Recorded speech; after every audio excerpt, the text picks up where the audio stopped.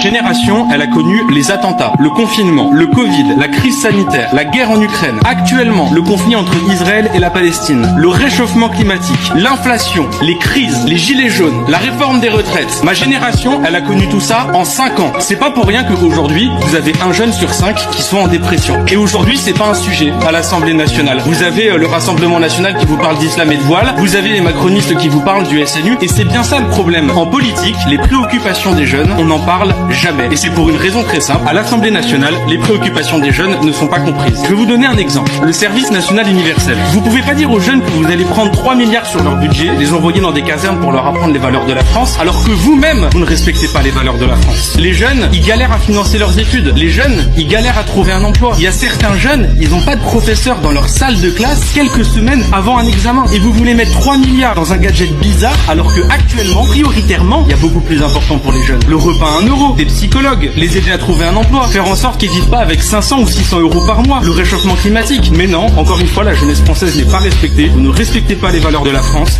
Vous mettez tout cet argent dans un SNU qui nous coûte cher et vous ne comprenez pas que ce soit ressenti comme une injustice par la jeunesse.